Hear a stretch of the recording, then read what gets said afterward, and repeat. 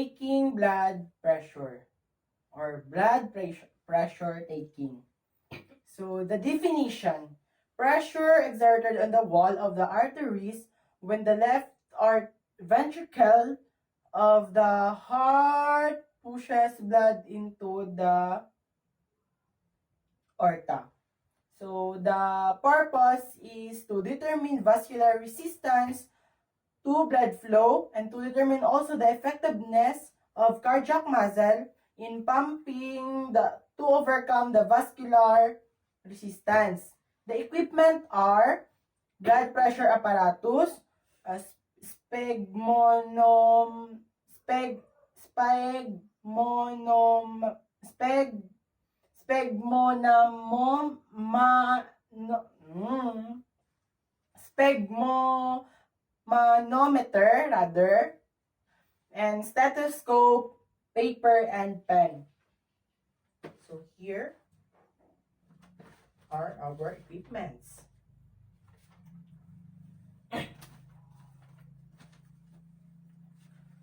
So for the procedure and rationale, first we have to identify and explain procedure to the client and to ensure right procedure is done to client and gain the client's cooperation.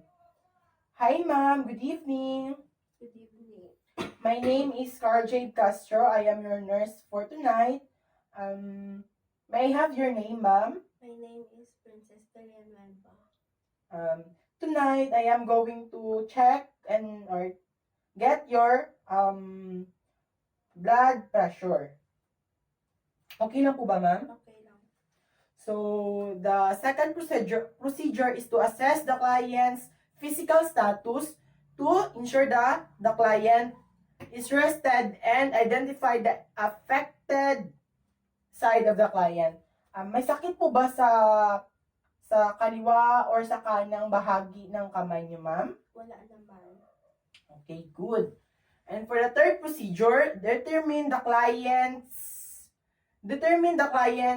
baseline blood pressure for comparison of result during monitoring. So, kaninang tanghali, ma'am, kinunan ka po ng nurse ng naka-duty kanina ng blood pressure nyo. So, yung blood pressure nyo kanina is 110/80. Ngayon, kukunin natin, ma'am, ulit yung blood pressure nyo para ma-check natin kung tumaas ba or bumaba yung blood pressure nyo. For the fourth procedure, we have to assemble our equipment to promote the efficiency of the healthcare provider. So, ito yung ating equipment. For the fifth procedure, before we are going to proceed, wash our hands to prevent the transmission of microorganisms.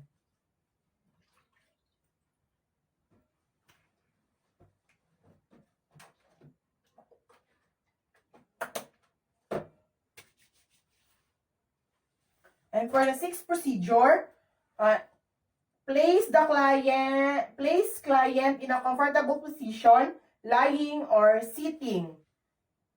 And position the arm at the level of the heart with the palm of the hand facing up.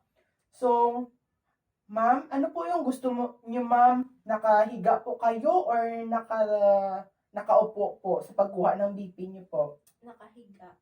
Okay.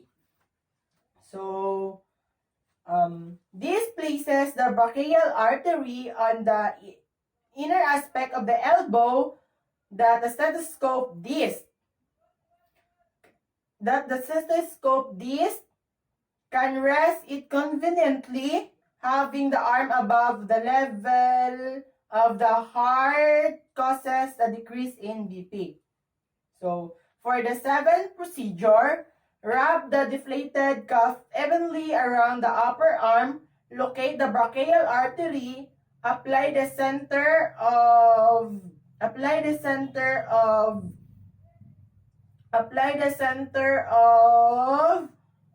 the bladder directly over the artery. For adult for adult, place the lower border of calf approximately 2.5 centimeter or 1 in. So above an antecubial space. So the rationale is to pressure in the calf apply directly to the artery will give most accurate readings. So for the next procedure, wrap calf around smoothly, arm smoothly, and snugly, not too loose, not too loose, not too tight. So ma'am, ilagay na po natin yung calf dito sa kamay niyo po. Patasin muna natin ito. Then, ito.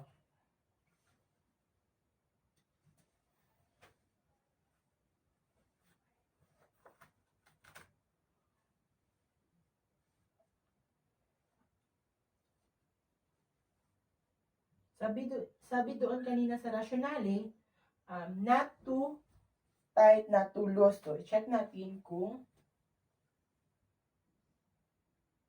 tama-tama lang naman.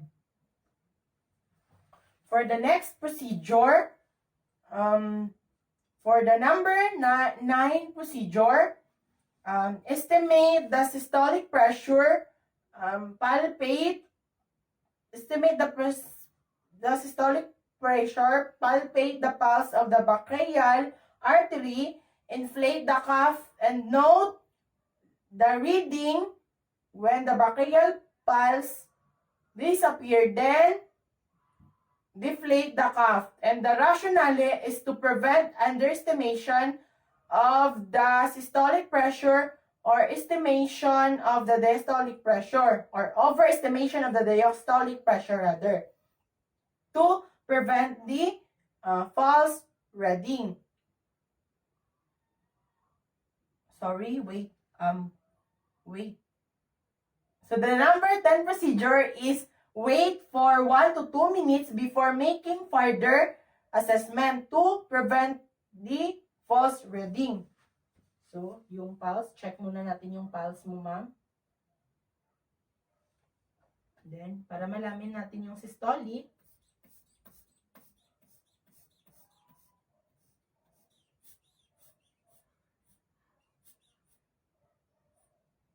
so, yung systolic nyo po, ma'am, is 120. So, for the number 10, yung sabi nga kanina is, wait for 1 to 2 minutes before making further assessment to prevent false reading. For the number 11, place stethoscope, earpiece in your ears, and closer screw valve on the air pump, and the rationale sounds are heard more clearly when the earpiece follow the direction of the ear canal. So for the number 12,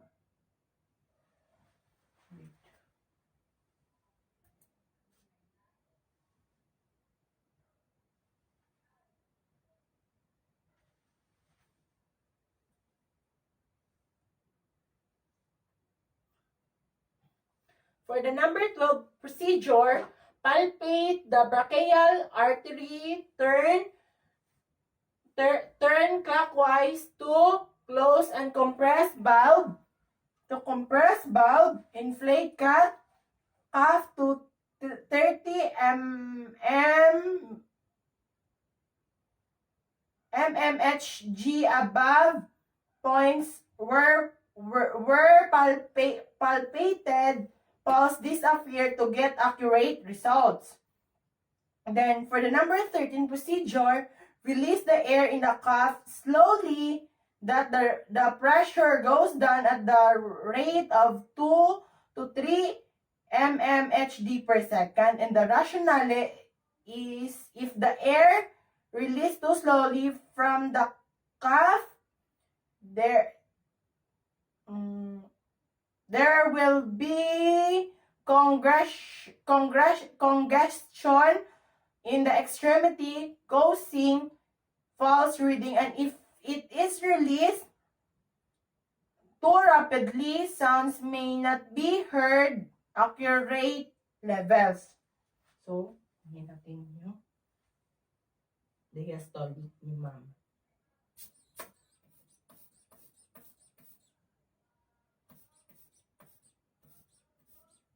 So, slowly release or deflate rather.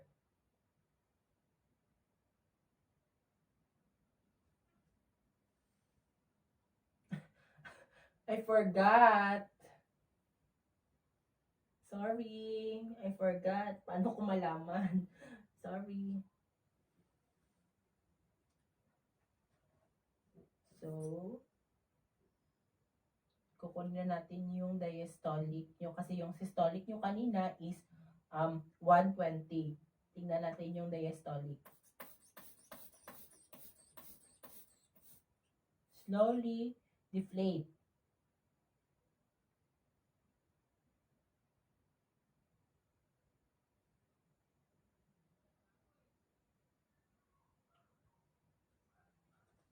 So, 80 po. So, ngayon, yung blood pressure nyo is 120 over 80. So, for the number 15, listen the sound. Listen the sound first distinctly. Loud muffling sound is systolic pressure. Continue to release the air evenly and slowly. Last soft muffling sound is diastolic pressure. So, yung last kanina na sound is yung diastolic, which is 80 po. So, for the number 15 procedure, after the final sound has disappeared, deflate cuff rapidly and completely to release the remaining air from the cuff and prevent congestion infirmity.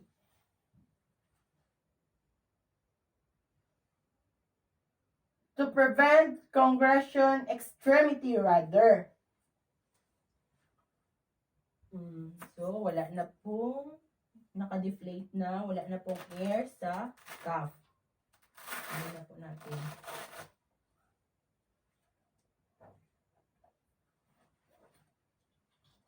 So, for the number 16, roll the cuff and place it in the case. Wipe the earpiece of the stethoscope with the antiseptic swab and back it in proper place. So here is our cotton balls.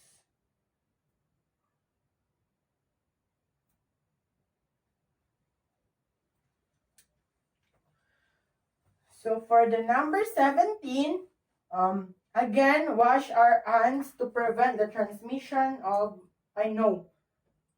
wash hand to prevent the transmission of microorganism.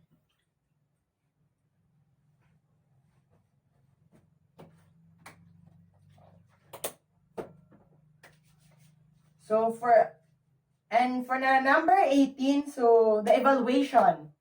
So evaluate the nature of the blood pressure, and the rationale is to compare from the baseline data. So kanina ma'am, yung inyong, sabi ko nga kanina, yung kinuhang BP sa inyo kaninang tanghali is 110 over 80. So ngayon, 120 over 80. Tumaas po yung BP ninyo ma'am. Pero normal pa din po. Pero tumaas lang. And for the documentation, record the result taken and for monitoring purposes. So, 120 over 80.